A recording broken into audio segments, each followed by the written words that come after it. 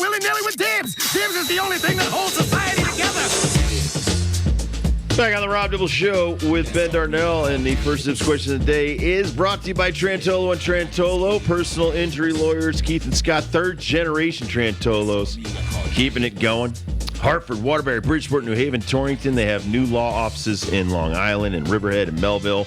And to get a hold of them, all you got to do is dial 844-999-9999. Should the 76ers be mad that their fans sold their tickets to the Knicks fans? A part of me says yes, and a part of me says no. The part of me says yes is the obvious stuff, where it's like, hey, man, this is the playoffs. This is New York you're playing here. They are right down the street. Right. You should like not, you said, an hour and a half drive. Even if you're not going to buy the ticket, please do not sell it to somebody who is going to wear New York Knicks gear in your spot, especially if you're bottom three rows. I feel like that should be a part of the back ticket, too, somehow, some way. But the other part of me is like, nah. The 76ers basketball organization in the last 10 years has conditioned their fans to expect to lose. Like, that's what they have built their franchise. That's their process. That's the process. Just, hey, guys, we're losing. We're going to be losers. We're going to be losers for a long time. Get used to it. Well, now they are used to it. And now a playoff game being down to the New York team. What, 2-1 at this point? 3-1. It is now. Yeah. It was 2-1 before you sold your ticket.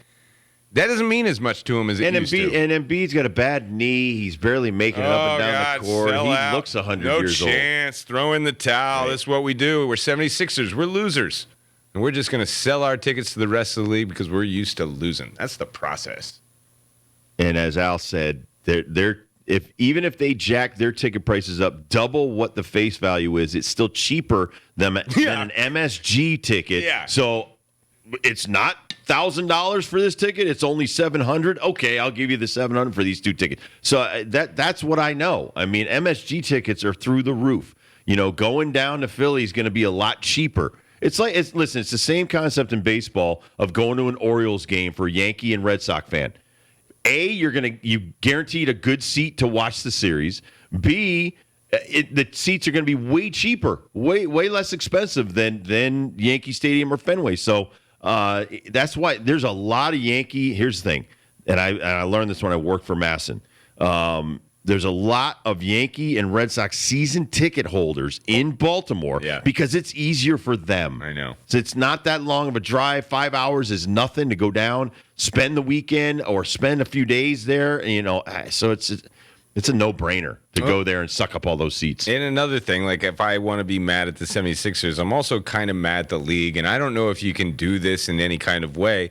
But you're right, like the capitalist nature of owning those seats. Like if you're a season ticket holder, just an individual, and you own those seats, and last night's game, maybe you got something to do. Maybe you got a legit excuse you can't go.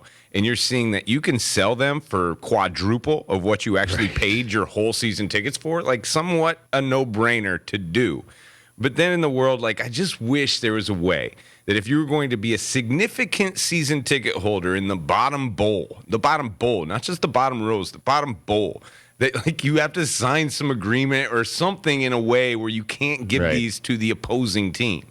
I don't know how you're going to do it. I always loved when like blackouts were coming for the Detroit Lions. I was just used to this growing up where I grew up. Detroit Lions were going to be on television. So like the president of the Little Caesars buys all the remaining tickets just to get the game on TV. I wish there was somebody from Philadelphia that would just buy all the season tickets and give them to the Children's Hospital just so we have Philadelphia 76ers fans in the building instead of selling them to make a buck to the opposing team in the playoffs. Drake just bought a bunch of tickets to, I can't remember the dude's name. No. Wait, Toronto? It was some other artist that he can't stand so that no one would be there. Oh, that's Fitty. Fitty does that. I know. Fitty does that too, but Drake just did it. And so there you go. Like bought 10,000 tickets and there was nobody in the lower bowl. Oh, yeah. It was all because he wanted them to be empty. Like, hey, I got way more money in coin than you, so screw you. And he bought the tickets. I think it's a significant thing, man. When you show up to your own venue and you are getting hate at you in your own venue, it is a heartbreaker. I almost Quavo.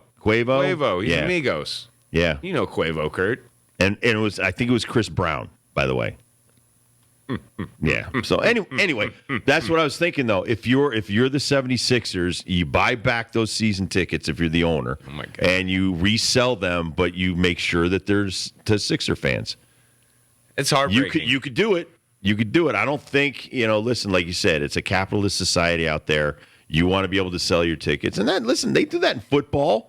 Yeah. They do that in baseball. I mean, Go ask your Dallas Cowboy fans. I mean, listen, Los Angeles it happens Rams all the time. Yeah, SoFi. SoFi. That's an away venue for whoever's playing the Rams. Because you're right. Like, you're thinking of L.A. now. Like, you're Right. going to that market, and you've got a guy from Kansas City that wants to see his Chiefs play in that venue. You can sell him, and he knows he's going to have to pay L.A. prices for this Kansas City ticket. And I don't know what you're going to do about it. I could just feel it in the press conference when Joel Embiid was asked the question that his heart was breaking as he was answering that. Well, next game is tomorrow at New York. The Knicks can end this. We didn't even really talk about this in the first segment of the show. Kevin Durant and Phoenix swept by the Timberwolves. Mm-hmm. Maybe it was a good thing that owner didn't sell the A-Rod. Keep the team. There's so much there. Yeah. So many. A lot of stuff to unpack. So many things We there. need to unpack how we did over the weekend, who we had coming up, talk about who we picked on Friday, and then win, place, or show Derby week coming up in the third hour of the show.